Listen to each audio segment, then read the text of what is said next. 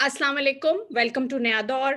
आज हम नया दौर में आपके सामने बहुत क्विकली एक इम्पॉर्टेंट और अर्जेंट सेगमेंट लेके आए हैं। जैसा कि आपने देखा कि कराची में एक बहुत ही brutal act of police brutality हुआ, जिसके अंदर सिंध पुलिस ने तशद्दुद फोर्स का जो है इस्तेमाल किया निहत्ते प्रोटेस्टर्स के ऊपर, जो कि अपना पीसफुल प्रोटेस्ट कर रहे थे। वो प्रोटेस्टर्स बलोच थे पाकिस्तान के, जो कि जबरी गुमशुदगी के जो विक्टिम्स हैं उनकी फैमिलीज थी, जो कि खुद भी विक्टिम्स हैं लॉ, इंटरनेशनल लॉ के मुताबिक। और वो लोग वहां बैठे थे 2 स्टूडेंट्स के रिलीज के लिए, बल्कि वो ये भी नहीं कह रहे थे कि वो स्टूडेंट्स रिलीज हो, उनकी डिमांड थी कि उनको जो है वो कोर्ट में लेके आया जाए। और उसमें और भी लोग थे जिनके मुख्तलिफ ओवर द ईयर्स जो हैं उनके प्यारे गुमशुदा कर दिए गए हैं। उसको लीड कर रही थी सम्मी बलोच और आमिना बलोच। सम्मी जो है उनके वालिद खुद जो हैं वो 12 साल पहले जो है डिसअपियर कर दिए गए थे। नया दौर पे पहले भी आ चुकी हैं बलोच, और जो मिसिंग पर्सन्स हैं उनकी फैमिलीज की प्लाइट को लेके। साथ फवाद हसन है हमारे साथ।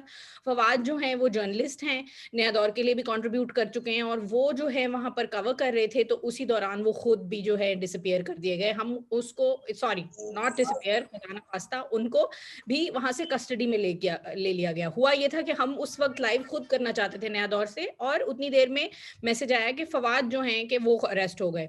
अब हमने उसके बाद वीडियोस देखी, और उसमें जो है वो बैटन चार्ज देखा, तशद्दुद देखा, और उसके बाद सिंध गवर्नमेंट के जो है हीले बहाने देखे कि वो जो है वो कोई दफा 144 लगी हुई थी। मगर how did that excuse brutality, और how did that justify brutality? मेरे साथ सम्मी है इस वक्त। वो जिस थाने में कल कस्टडी में लिए गए थे, मैंने अभी उन्हें कॉल किया, वो वही है, किसी काम से दोबारा गई हैं।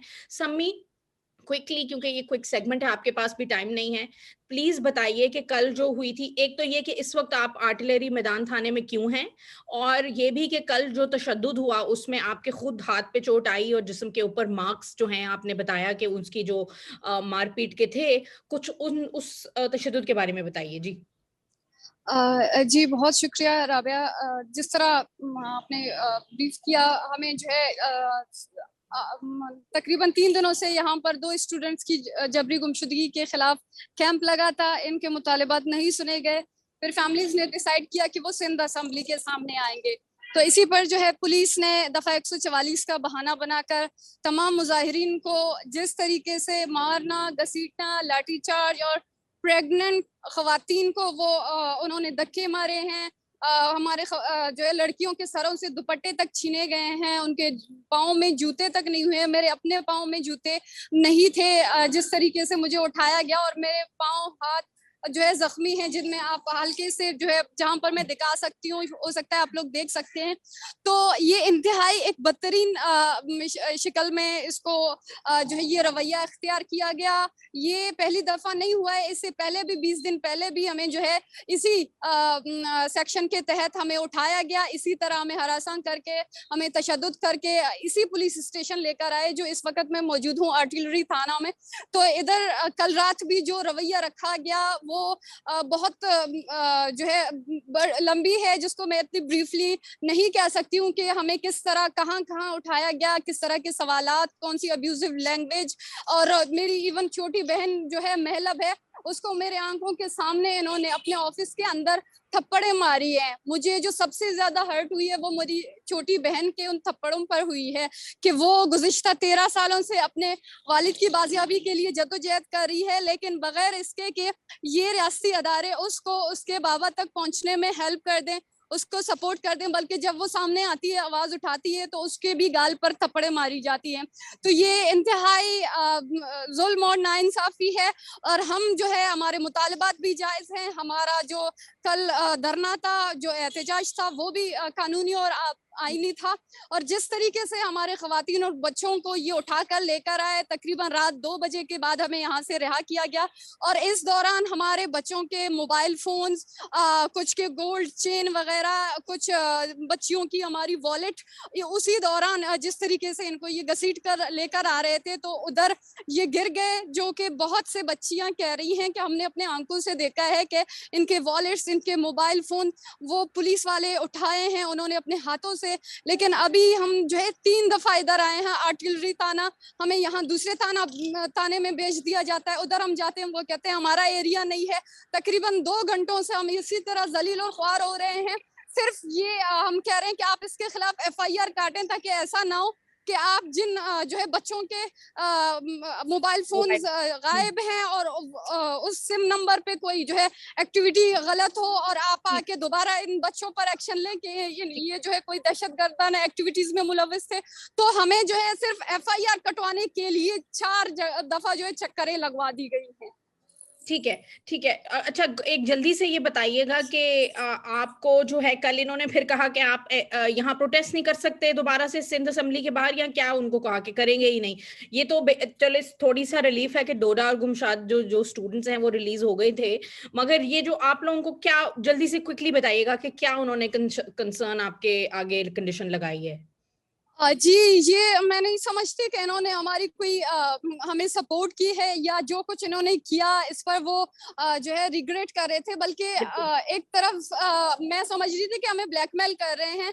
जिस तरीके से इन्होंने अपनी एक रिपोर्ट बनाई जिस पर ये लिखा था कि हम आज के बाद प्रेस क्लब के अलावा दीगर जगहों में मुजाहिरा नहीं करेंगे, तो इस पर उन्होंने जो है नगमा आमना बाजी और हमारे दीगर साथियों ने साइन किया, क्योंकि वो हमें ब्लैकमेल कर रहे थे कि अगर आप लोग ये साइन नहीं करेंगे तो हम जो है ये आपको और आपके लड़कों के खिलाफ, आपके जो साथी हैं, खवातीन और बच्चे हैं, सबके खिलाफ एफआईआर दर्ज करेंगे, तो बेहतर है कि आप ये साइन करके निकल जाएं।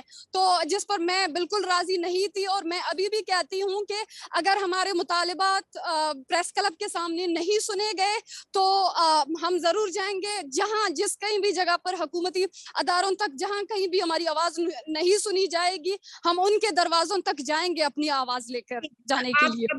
आप जानती हैं कि 2-3 लोग जो थे अस्पताल में, अभी वो कहाँ हैं? अस्पताल में ही हैं या वो रिलीज हो गए?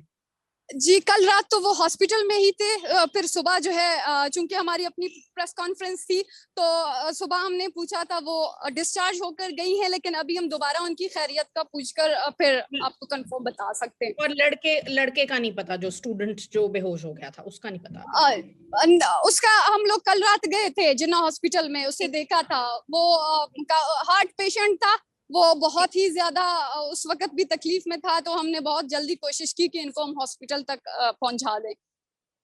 ठीक, शुक्रिया समी, बहुत शुक्रिया। आप अगर अभी आपको थाने की तरफ जाना है तो आप जा सकते हैं, तो ये मगर वरना ऑनलाइन रहिए अगर रह सकते हैं, मगर हमने आपसे बात कर ली। फवाद, मैं आपकी तरफ आती हूँ एक क्विक रिकैप के लिए कि जो समी ने जो बात की उसमें तो ऑफ कोर्स वो अभी तक जो हरासमेंट है वो कंटिन्यूअस है ना, कि वो अपनी चीजों के लिए जा रहे हैं। वो उनको खौफ ये था कि जिनके फोन रह गए वो कहीं गलत इस्तेमाल ना हो जाए और फिर इल्जाम ना आ जाए।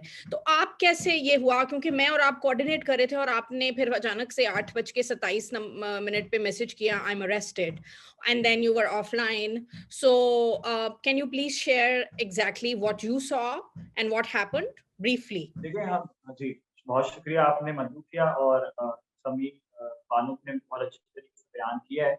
असल में हुआ ये था कि एक दिन पहले यानी परसों जो है इन्होंने एहतजाज किया था, मैं वहाँ पे ही मौजूद था, मैं कवर कर रहा था और साथियों के साथ।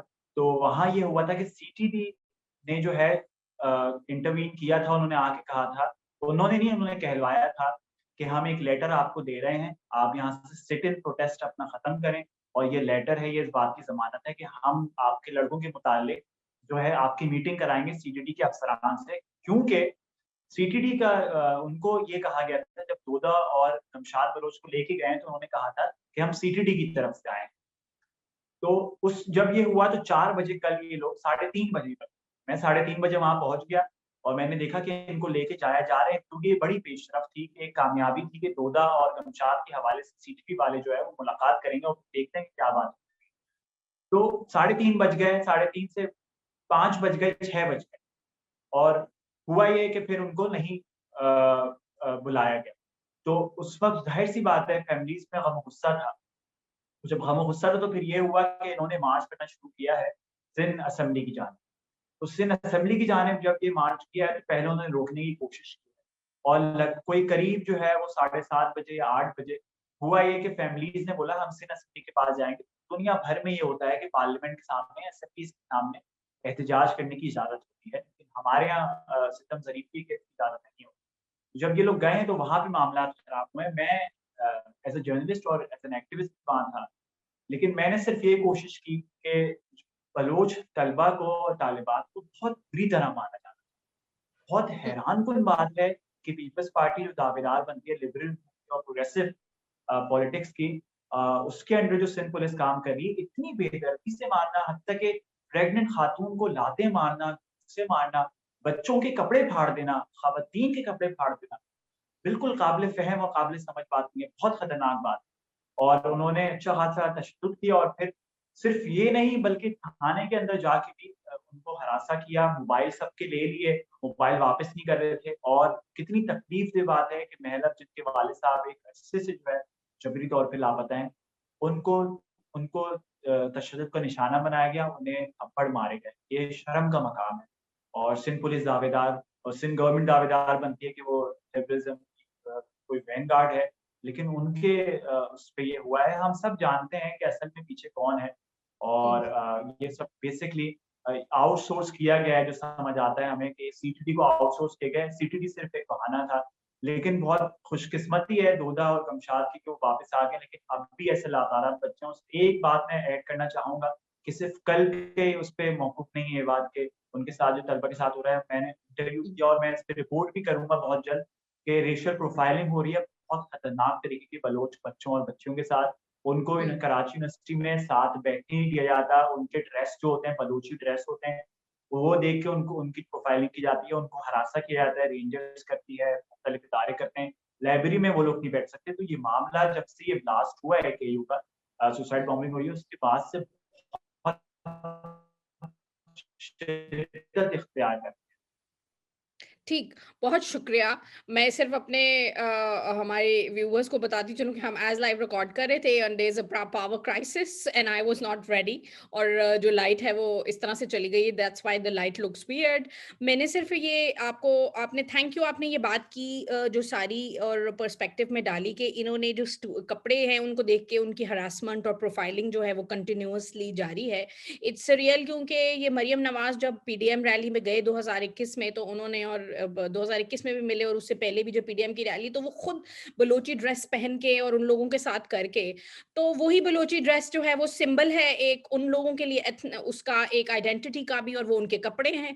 तो उनको वो ही बलोची ड्रेस जो है वो लड़कियों को जो है अब वो उनका एक सोर्स बन गया है एक उनका के लिए कि वो उनकी आइडेंटिटी वो नहीं अपनी छुपा रहे, तो वो उनको प्रोफाइल करने का एक सोर्स बन गया है। जैसा कि आपने बताया और जैसा कि सम्मी ने बताया कि हरासमेंट कंटिन्यूअस है और वो अभी भी चल रही है और अभी वो फ़ोन लेके जो है वो फ़ोन्स बचाने के लिए और वो एफआईआर अपने आप को प्रोटेक्ट करने के लिए वो सब और अपनी चीज़ों की और अपनी बिलोंगिंग्स की जो भी उनकी हैं उसके लिए वो एफआईआर कटवा रहे हैं ताकि हम मज़ीद ना फँस जाएँ।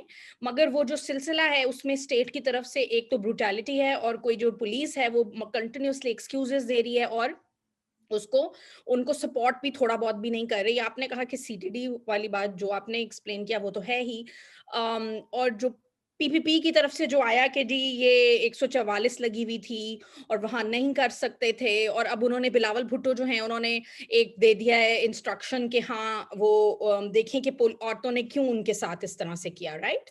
वो औरतों ने क्या किया वो तो साफ पता चल रहा है कि वो प्लान था, जितनी एक्सट्रीम ब्रूटैलिटी थी, बैटन्स थी, वो दुपट्टे उनके खींच के वो उन लोगों ने दुपट्टा वो लेके सर पे वो पर्दा करके अपने चेहरे छुपाकर मोस्टली आती हैं और चादरें लेकर, उनके बाल खुले, उनको जूते नहीं हैं, वो इतनी एक तो एक ब्रूटैलिटी थी, एक उनकी डिग्निटी पे सिवियर अटैक था। पहला अटैक नहीं था, सिंधी एक्टिविस्ट के साथ भी ये हो चुका है 2019 के में आप जानते होंगे। तो ये तो एक रूल बुक है जिसके मुताबिक ये पुलिस जो है वो ऑपरेट करती है और सिंध में खास तौर पे कराची में हमने कुछ देखा है कि ये ब्रूटैलिटी और किस्म की जो है एक्टिविस्ट और जो मार्जिनलाइज्ड एथनिक ग्रुप्स कह लें उनको और उनके अंदर जो डिसअपीयर्ड हैं उनके साथ ट्रीटमेंट हो रहा है। Thank you for talking to us. Naya Daur देखते रहिएगा, ये हमारा बहुत क्विक सेगमेंट था। Terribly sorry about the power cut and the light issues. Please keep watching Naya Daur and thank you Fawad and Sammi for joining us. खुदा हाफिज।